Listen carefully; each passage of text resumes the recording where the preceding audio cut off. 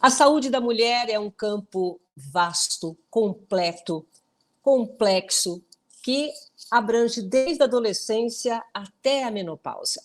E quando a gente entende e compreende o que acontece nessas fases, é mais possível termos uma saúde bem cuidada e garantir aí uma saúde mental, uma saúde física. É muito importante a gente ter essa consciência da saúde da mulher como um todo. Para falar sobre esse tema, nós vamos conversar com o ginecologista, obstetra e professor do curso de medicina da Unip, Dr. André Bernardo. Dr. André, seja muito bem-vindo. Boa tarde, muito obrigado pelo convite. Doutor, a gente sabe, né, ainda mais no seu dia a dia, que mulher é muito complexa. Nós não estamos nem falando de saúde física, nem mental. A mulher é complexa. E aí a gente tem o desafio da saúde das mulheres em cada fase. Seria importante a gente colocar aqui qual que é o principal desafio da mulher, começando, sei lá, no estágio da adolescência. A medicina evoluiu muito, eu peguei muita fase que a tecnologia... Fiquei pensando muito nessa pergunta, porque a nossa geração é uma coisa, a outra geração agora é outra. Por muito tempo as gerações ficavam iguais, né? E ultimamente está mudando muito. Desde o diagnóstico até o tratamento, até o perfil das pessoas, como vive. Adolescente, por exemplo, elas têm outro mundo, parece, né? Do nosso mundo da década, da gente que nasceu um pouco mais na frente, né? Então, acho que o desafio para essa adolescente é a gente conseguir entender, né? E elas conseguirem entender a gente. Porque existe uma distância de gerações aí que chama atenção para mim no meu dia a dia. Para adolescente, o principal é a vacina para HPV, que foi uma vitória. Na Inglaterra, a vacina já é obrigatória faz tempo, um pouco mais de tempo, para HPV, e nós não temos mais tumor de colo de útero em mulheres abaixo de 28 anos na Inglaterra. Então, na adolescência, eu acho que a prioridade é a vacinação de HPV para essas moças que vêm vindo, com os anticoncepcionais e cada vez mais dose baixa, evitando o sangramento, prevenindo endometriose, por exemplo. Então, o desafio nosso, cada adolescente, é conseguir entrar nesse mundo delas, orientá-las e elas procurarem a gente também. Muitas procuram só depois que aconteceu alguma coisa, né?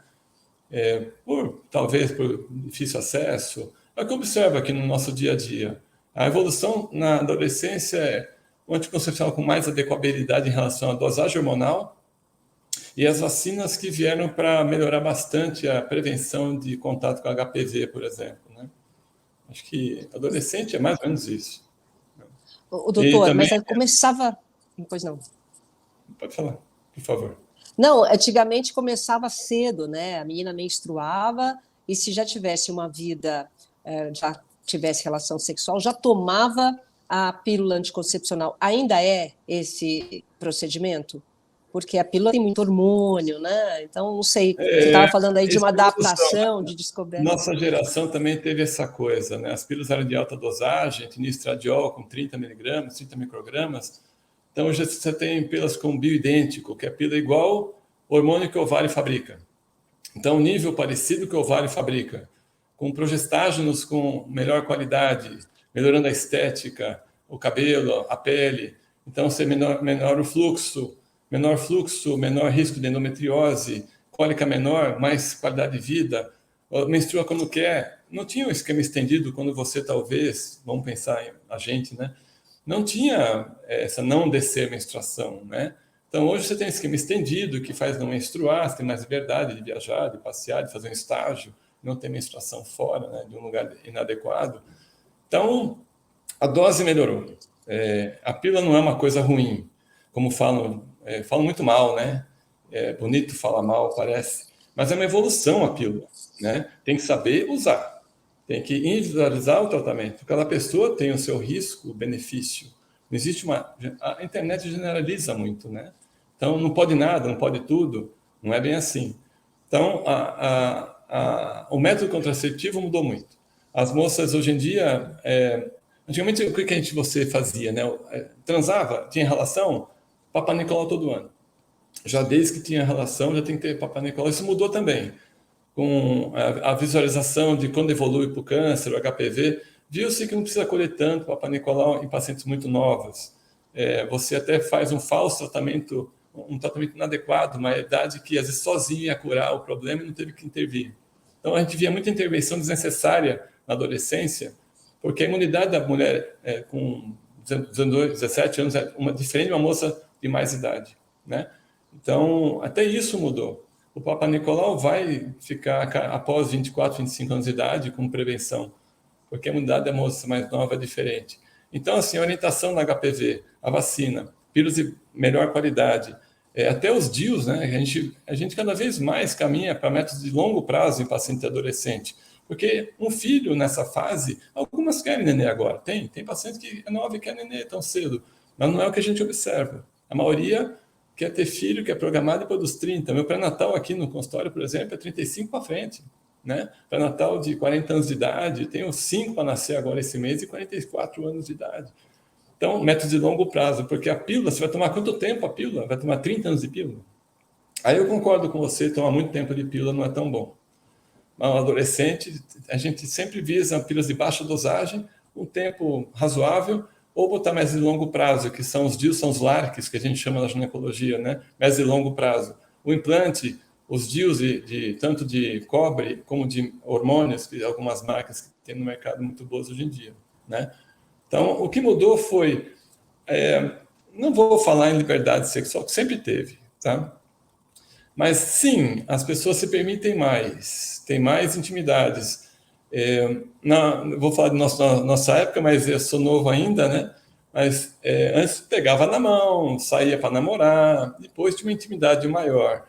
Hoje é ao contrário, as pessoas têm intimidade e depois pegam na mão, né? É o modo de falar que a gente brinca aqui um pouco, É verdade. porque a gente na frente dessas pacientes, às vezes, tentando orientar antes que aconteça alguma coisa. Tem paciente que é incrível, acha que a pílula do dia seguinte é um método. E a pílula do seguinte não é um método. É uma urgência, né? Porque é tão difícil a vida com filhos. Imagina uma moça nova que joga com filho nem tem a vida montada ainda, né? Então, o desafio para adolescente, eu acho, é contracepção, a qualidade disso, a orientação falar no mesmo nível que as pacientes TikTok, essas coisas assim, tem que orientar o que a internet fala de bom e de ruim, que tem muita bobagem, e às vezes a pessoa se influencia pela internet, não pela gente mais. Quer dizer, o que falta é informação, né? Nos dias de hoje, a gente está... Eu acho que informação temos, o que falta é um filtro melhor, que divulga-se muito o ruim e o bom parece que não ganha popularidade, né? Então, a impressão que eu tenho, e às vezes falta um pouco de a adolescente ter um médico que ela pode chamar de seu. Às vezes ela não passa com ninguém, né? Então, confiar em alguém que tem uma expertise legal para ajudar melhor essas moças, né? Então, adolescente, o desafio é esse. Quando que a mãe deve levar já hoje em dia, não sei com que idade já está levando? Muito variável isso aí, porque claro que antes de iniciar a atividade sexual é ideal. Eu nunca tive muitas adolescentes no meu consultório, porque eu sou menino, né? E a menina passa na menina, vamos dizer assim, né? E ultimamente eu tenho muitas meninas comigo, porque eu fiz muitos partos e a mulher vem no pós-parto, na prevenção, e traz a menina que vai crescendo, que vem no consultório junto, e acaba me conhecendo. Quando ela menstrua, quer passar com quem, né? Com quem a mãe já passa. Então, eu tenho muitas adolescentes comigo aqui, e às vezes eu tenho a chance de pegar com 13, 14 anos, que é uma benção, que eu sou muito falante, deu para perceber. Então, eu entro muito no assunto de contracepção, de vacina, né? Então, é interessante essa interação e tempo para conversar. As pessoas não têm muito tempo, né? E é importante uma consulta mais elaborada, com um certo humor, para entrar um pouco no mundo da adolescente, um pouco, fazer uma consulta suave, né? Essa confiança. A ginecologia, você sabe muito bem, é confiança. É uma empatia. Então, quando você acha alguém que é empatia, perde essa imagem menino-menina. Você vai no doutor, na doutora, porque vai me ajudar, né? Então, o que eu percebo é quando você tem uma boa interação com o paciente, você protege bem a paciente te procura, né? E ainda tem casos que a paciente chega grávida aqui, infelizmente, né? Mas, não pelo nenê, lógico, mas que eu digo pela situação, claro, né? De inesperada, inoportuna, indesejada. Indesejada também não, porque a mãe nasce e deseja o nenê. mas inesperada, eu diria só isso, que todo mundo que engravida, passa um tempo, a mãe nasce, né? É até bonito ver nascer da mãe, né? Acho que é Ô, isso, doutor, adolescência. tá ótimo.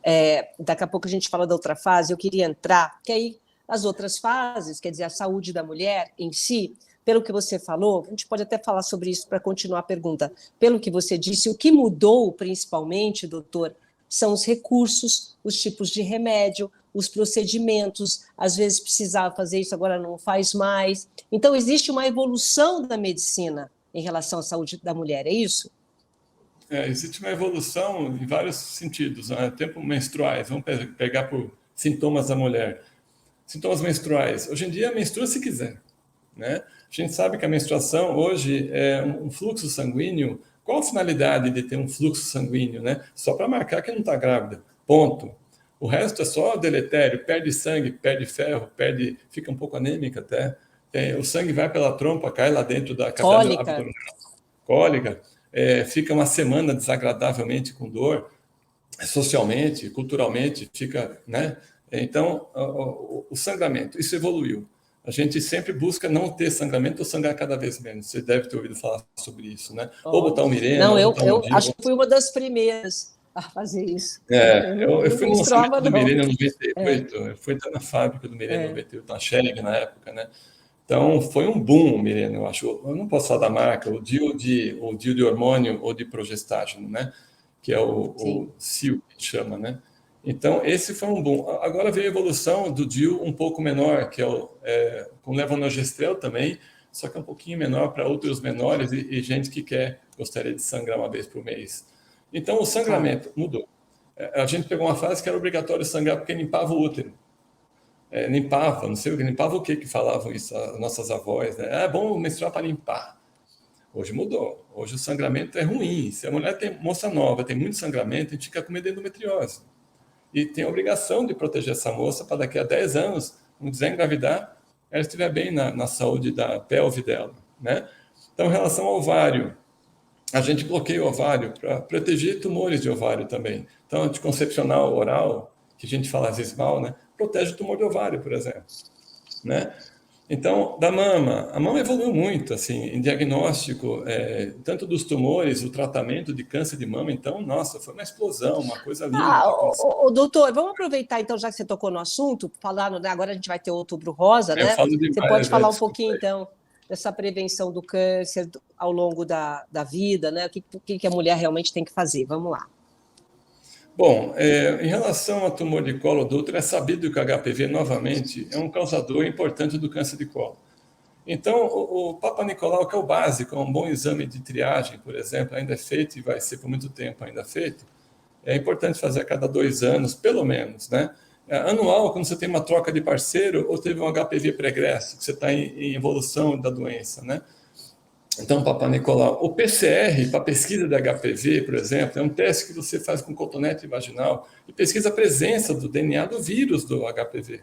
Então, se a pessoa não tem o HPV vírus, o PCR, já dá uma paz para a gente de quase 3, 4 anos na frente, sem precisar fazer nenhum exame, né? Então, a evolução do câncer de colo do útero, a prevenção, é notório e fantástica a evolução. A prevenção do ovário, a gente faz com ultrassom depois dos 50 anos, né? Ficando sempre de olho em qualquer alteração de cisto ou tumorações. Na mama, a gente tem muito o controle da mamografia, que é o básico, mas melhorou muito com a mamografia digital, a tomossíntese, que veio também para evoluir com a chapa da mama, tem aquela coisa, a mamografia dói, né? Eu não sou mulher, então não posso opinar, mas melhorou. Acostuma, Mas não tem testiculografia ainda, graças a acostuma. Deus. Mas mamografia, por exemplo, antes era o quê? O aparelho vinha e apertava, independente do tecido mamário.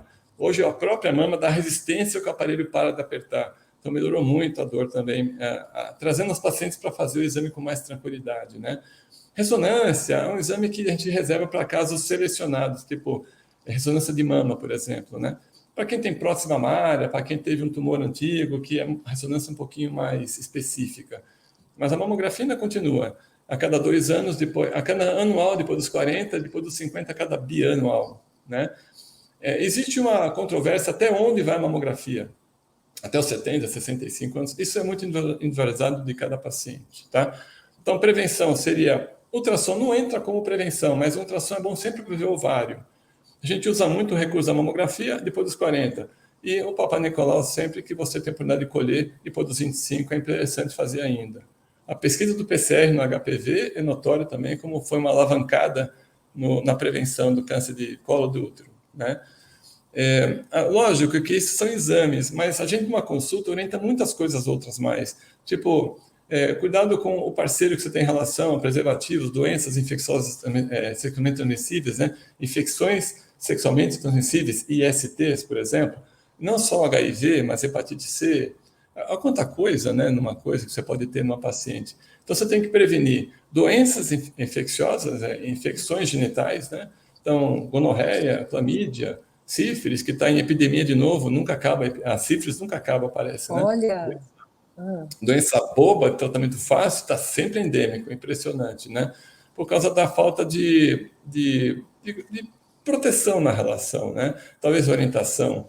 Mas também, o comportamento humano não dá para ter controle total, você sabe melhor que eu. As pessoas têm relações, as pessoas omitem informações. A gente vive num teatro, às vezes, parece. Nossa função é identificar a doença e tratar e orientar. A pessoa pega a informação e faz o que quiser. A gente tenta fazer o melhor. E a gente fala de prevenção, fala de uso de camisinha, mas muitas vezes até mentem depois quando vão aí. Tem muito erro da camisinha. Porque é uma coisa do ser humano. O mau uso do produto é o problema. Às vezes o homem fala, ou o cara que vai ter relação fala assim, vamos aí, amor, depois eu ponho. Vamos aí, amor, depois eu ponho, é o principal erro da camisinha. Você tem um contato. Então, HPV, por exemplo, né? Então, tem que ter um uso da camisinha adequado, que é desde o começo do ato íntimo, que é uma coisa, às vezes, surreal, né? Que a gente passa, mas não existe isso, né? Existe o contato antes, tal, o jogo da sexualidade, né? Ela vai penetrar, mas já encostou em tudo antes da ejaculação, talvez proteja HIV, mas... então, quando a pessoa é bem orientada, a gente consegue ajudar bem, mas o ser humano é uma coisa... incontrolável, às vezes, né? A gente tenta passar... Eu sempre falo, doutor, eu falo o seguinte, né? Que a gente tem evolução em todas as áreas, principalmente por conta da tecnologia, que veio só para ajudar. Mas nós, seres humanos, não mudamos nada. A gente continua igual, com as mesmas emoções, com tudo igual. Aí é difícil, né? Principalmente lidando com mulher, né, doutor? Eu falo aqui que a gente vê 3 mulheres numa só. É um discurso que eu uso muito em comum, meus colegas também fazem a mesma coisa. Tem 3 mulheres em você. Tem a mãe, a gente fala brincando que a mãe é neurótica, né? A mãe é aquele lado pesado, né? A mãe é pesado, não é leve ser mãe, né? É culpa, é medo, é uma euforia, é alegria, é orgulho, mas é tudo junto, pega uma panela, mistura tudo isso que eu falei, né? Aí tem o lado esposa, o lado amante, o lado sexual seu, que é o lado do seu esposa que eu falo. A esposa que eu digo estou com alguém, né? É o lado seu íntimo, da relação, da intimidade, do amor, da sensualidade, que é tão importante, que Deus te deu os 3. Deus te deu vários dons, na verdade, né? Mas eu acho que são 3 importantes. Dormir bem, comer com inteligência e manter a sua sexualidade em alta, que é a autoestima, né? Então, eu pergunto muito dessa parte do lado esposa, como é que está essa parte, né? E tem o lado mulher, que é o seu lado da luta, que a gente foi forjado no aço, né? Então, trabalhar, estudar, meu corpo, minha vida, minha saúde. Então, eu tenho que perguntar essas 3 coisas para a moça. Mesmo se ela não tenha filho, toda mulher tem os 3 lados, né? Então, a prevenção é nos 3 lados, né? Prevenção da mãe com contracepção. Prevenção da esposa com doenças e orientações sobre várias coisas em relação até o futuro gestacional. E a prevenção da mulher, que o ginecologista acaba sendo o clínico dela. Então, a gente faz ultrassom de tireoide, pede ultrassom de abdômen, encaminha para o colega para corrigir e trabalhar o tratamento. Mas o gineco tem a função, é muito ampla, a gente vê o corpo como um todo, né? Então, a consulta é longa, às vezes, porque é muita coisa para avaliar, né? Então, você imagina, a prevenção da mulher, para mim é muito amplo. Eu até faço prevenção, até eu vejo a pressão e o pulso e a índice massa corpórea aqui, para ver a prevenção de doenças cardíacas, por exemplo, né? Que é o que acontece na menopausa. Eu ia falar agora sobre essa fase, porque, doutor, a gente está falando de alterações hormonais, acho que desde que a gente nasce. né? Primeiro tem aquela fase da menstruação que a gente falou, Estirão, né? e aí você sofre TPM, tá de TPM, tem até meme em relação a isso, como os homens sofrem, as mulheres também. É. Depois, o que a gente está vendo também agora? Muitas mulheres, né, mulheres lindas, começando com 60, com 65, com 70, com uma sobrevida, né, começando projetos, e vem aí a menopausa, essa alteração hormonal, muitas não estão aceitando essa briga da saúde mental com a alteração hormonal da mulher. Como é que pode, que dica que você pode dar para ela passar bem em cada fase? Minha opinião, assim, eu acho que a menopausa é um momento mágico, assim, eu acho que é a melhor fase, você achar estranho que eu vou falar agora, mas eu acho que é a fase da maturidade. As mulheres estão menopausadas quando bem trabalhadas ou estão bem quando ao menos têm relações sexuais normais até, porque estão estimuladas e funcionam muito bem. Existe esse estigma, menopausou, a secura vaginal, a autoestima estética, mudou muito. Então, atividade física com intensidade, não como era na década de 50, mas que a gente, falava que tinha 50 anos, já estava velho. Não era 60 anos, nossa, tem 60 anos, acabou. Não era assim antigamente, né? Hoje não. Hoje a mulher com 60 está na faculdade, está fazendo botox, está às vezes troca até um parceiro ou um namorado novo, né? Quando a situação exigiu. E então, a cabeça é fantástica, a cabeça, a inteligência. Então, eu tenho uma visão assim: se a pessoa tem uma reposição hormonal, desde que adequadamente realizada e indicada e acompanhada, mas mesmo as pacientes que não fizeram reposição hormonal, quando bem trabalhada na parte emocional, alimentar e físico, que é o nosso tripé básico, né? É o chamado paz de Deus, paz alimentar e paz física, você fica bem também. Então, hoje em dia, com hormônios vaginais, que são tratamentos específicos na vagina, melhorando a bexiga, melhorando a incontinência urinária, às vezes com pequenas atitudes vaginais, melhorando a resposta à lubrificação vaginal com hormônios vaginais, que tem a mesma ação na bexiga, prevenção da osteoporose e o tratamento da osteoporose, que é uma coisa que acomete mesmo, né? Após 50 anos começa a perder muito cálcio a mulher. Então, atividade física, reposição de cálcio, vitamina D e alguns medicamentos específicos protegeram bastante a moça, né? Então, eu acho que, no meu entender, desde que você começa a vida hormonal lá atrás, até quando você menopausa, eu acho que não é só hormônios que afetam a gente, é o que a gente vive. Se você tem uma vida saudável, boa, feliz, olha, felicidade é uma busca, tá? Eu sei que é meio utópico falar felicidade, porque é uma busca eterna, ser feliz, né? Mas se você tem o controle do instinto do peso, eu controlo bem minha fome, eu sei que eu como, a hora que eu como, eu controlo bem minha fome, meus alimentos que entram em mim, energia. Tenho um bom sono, durmo bem e consigo proteger meu sono. E tenho minha sexualidade bem montada, minha autoestima, que eu diria. Quando eu falo sexualidade, não é só pênis, vagina, né? Se me entende. A sexualidade Mas, é autoestima, doutor, né? a segunda vez que você fala isso, tem a sexualidade por causa da autoestima. O que eu tenho sentido, porque eu estou numa faixa aí realmente da menopausa, que a mulherada não associa mais isso, porque elas têm uma autoestima altíssima, elas não estão mais associando Sim. autoestima a sexo, não. Sim, autoestima altíssima, inteligência forte, sabe usar o corpo muito bem, sabe onde obter prazer, sabe como obter prazer, sabe com quem obter prazer. Isso é maturidade. Isso. Isso é maturidade, isso é fantástico. Então, não precisa ter várias relações no dia. Às vezes, uma relação bem feita já é uma energia. Então, é outro modo de ver. Quando a gente é novo, a gente foca muito na relação, porque a gente não tem maturidade. Quando você tem mais velha, você não foca tanto na relação. A relação faz parte de um conjunto imenso, né? Por isso que é mais grandioso, eu acho. Eu não acho menopausa ruim. Eu acho uma fase muito boa, desde que trabalhado e bem orientada, né? Porque o mundo, quando eu falo mundo, sem generalizar, por favor, né? Existe um padrão de beleza. Jovem, cabelo X, né?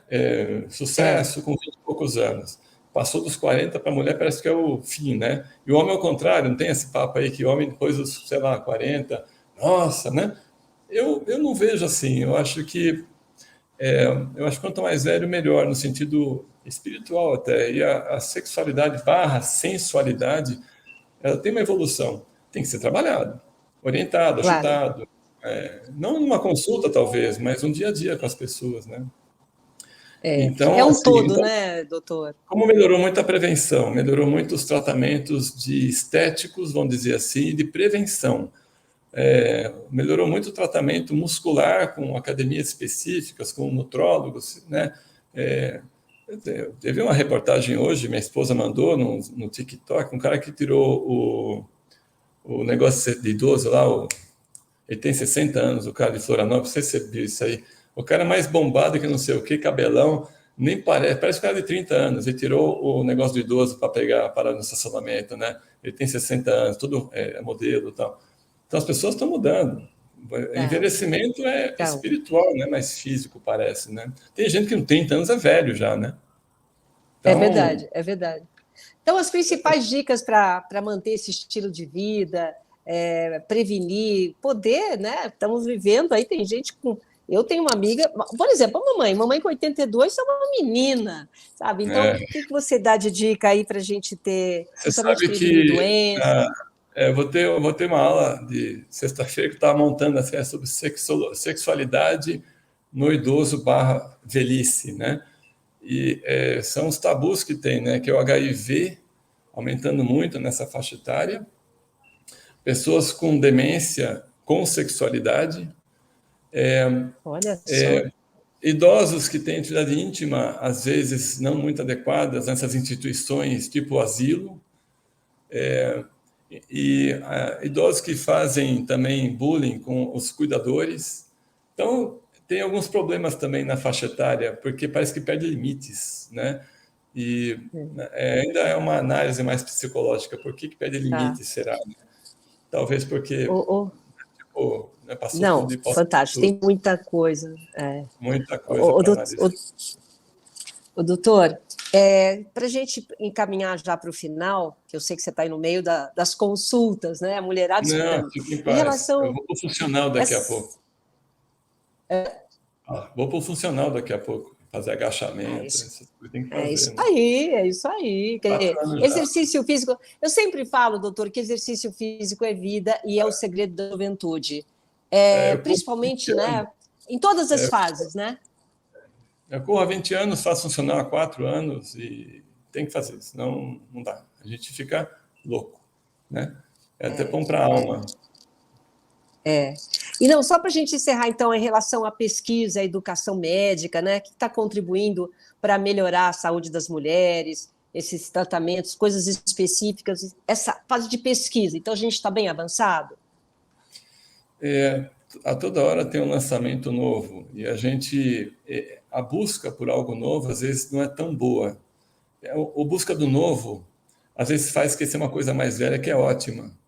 Então, mas claro que a pesquisa médica no sentido de tratamento ou diagnóstico tem evoluído muito, mas um diagnóstico, eu acho, em relação basicamente à mama, que evoluiu demais, diagnóstico mamário dos tumores, como eu falei agora há pouco, mas a pesquisa evolui muito no sentido de proteção do osso e do colágeno, muitas medicações novas chegam no mercado com colágeno e vitaminas associadas, as vitaminas de pré-natal, né, com mais turbo, que a gente fala, né, ômega 3, cálcio e mais quantidade de nutrientes. Então, as vitaminas estão crescendo muito. Os hormônios de qualidade, cada vez mais. Vão lançar agora um hormônio vaginal, que é para reposição hormonal e anticoncepção vaginal, que é mais moderno ainda, que não passa pelo fígado, dando alterações de coagulação, por exemplo.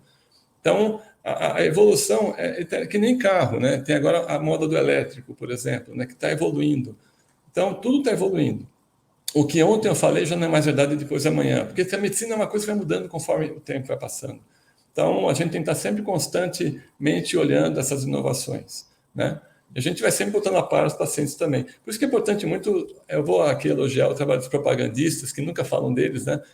Que eles vêm, visitam a gente e mostram os novos medicamentos que estão aparecendo às vezes, né? Então, a gente também tem esse contato com a tecnologia, com os laboratórios também, né?